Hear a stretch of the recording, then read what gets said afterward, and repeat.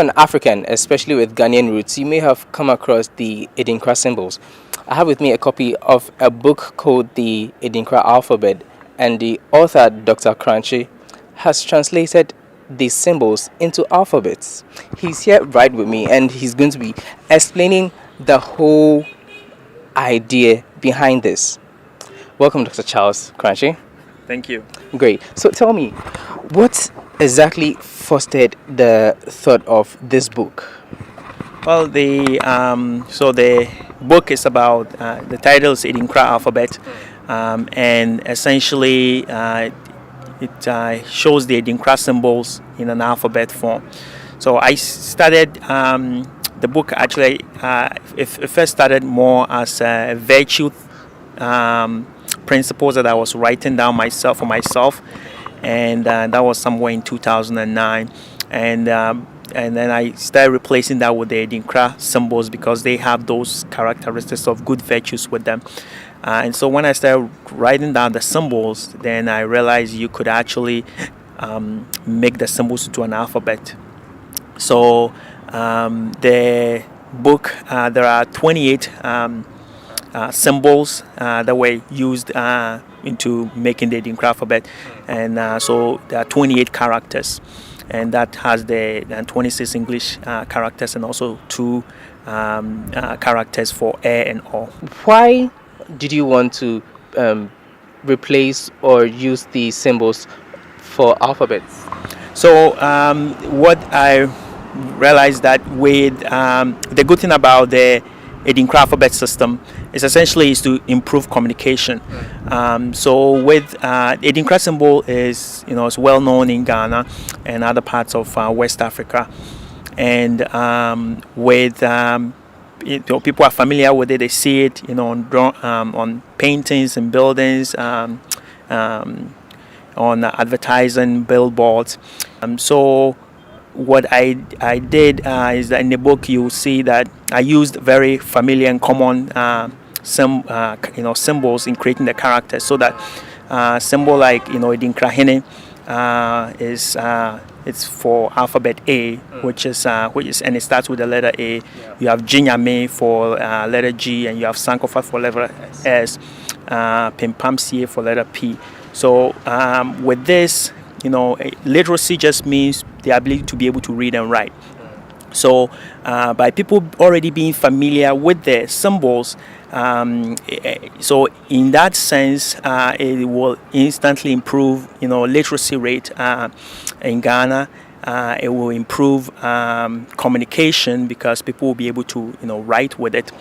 And then that will bring more understanding between people, and also will encourage more people to be able to write, compared to using the English alphabet. Now, locally, we have different languages, and all the languages have their own symbols when it comes to writing. Now you're introducing the Adinkra alphabets.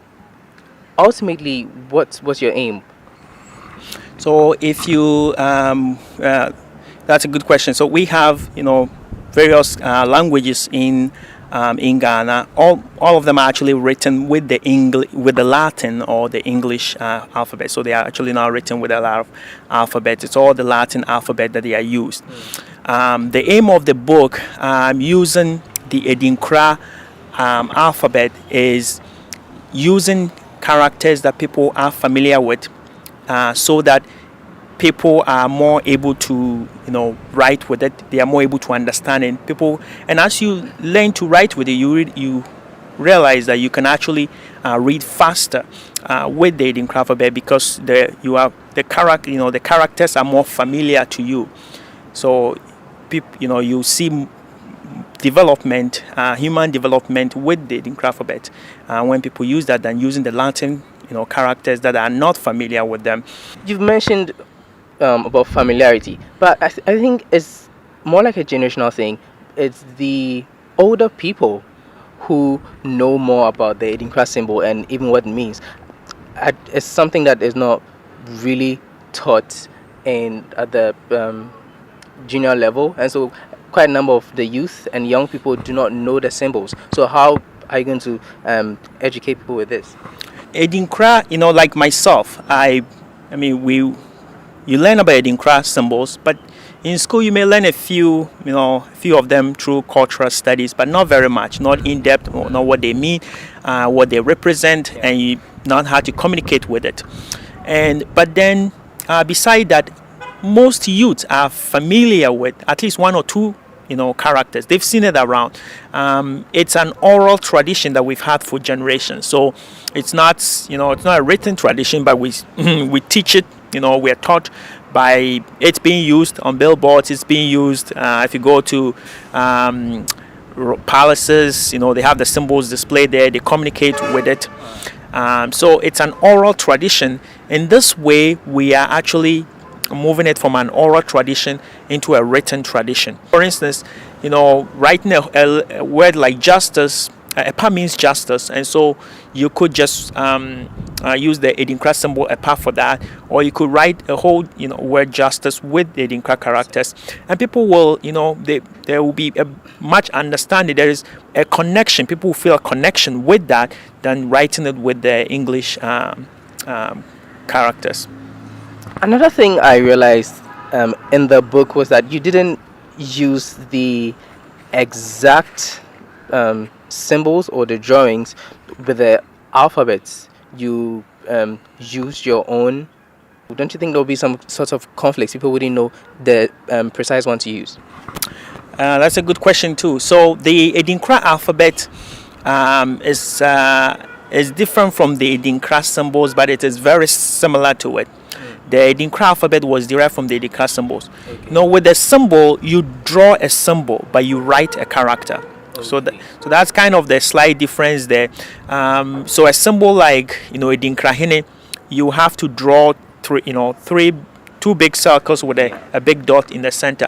But with the character, you just write two circles with a dot. So it's just like moving from three dimension to just a 2-dimension, actually more from actually a 2D to a 1D, because you just instead of having so in that case it's easier to write with it, versus just drawing the characters. Then it's going to take you a long time to just write a sentence with the symbols. So the alphabets are different, slightly different, because they were just modified without losing the aesthetic view of the symbol, to be able to make it easy for people to write with it. How do you intend to introduce it to children? So we have a writing book that children can use to write to learn how to write the Adinkra alphabet. Okay. So the writing book actually has faint characters that they can trace on, and then also there is a space where they can write down their own characters. And you can start to introduce the book to your children. Some will start introducing them as early as 3. I have someone who has started introducing the book to his child at 3 years, and also most kids will start writing characters at age 5, and so you can also introduce it around that age. So is the book like the books we used when we were young, something like the My First Copy books? It is very similar to that. So it's just a writing book where you have the characters that are faded, and then some of them you trace on them, and then after you learn how to trace on the characters, then you can start writing your own characters. So have you had any discussions with the authorities, to say the Ministry of Education and probably tourism, just to broaden your scope about this? Yep. So we are making this. This is an effort that we are making, and as you know, this is currently an election year, so it's been difficult to do that. But we have T-shirts, that has that has a character. We also have stamps, with the with the alphabets that children can use, and it can form like a project, like a cultural project that children can use. But we hope that the Ministry of Education will embrace it and support it, and nurture it, and so that what I want to see is every Ghanaian be able to understand the characters, the symbols, be able to use it and be able to write with it. And so that's the aim, so that in general we understand each other more, we communicate better, and to do that we need the support of all. We've gotten a lot of support on Facebook. We have videos on YouTube, and also we have our website, that people can also go to and look at the characters, www.adinkraalphabet.com. Thank you very much. It's been a pleasure speaking with you, Charles Crunchy. Yeah, thank you. Right.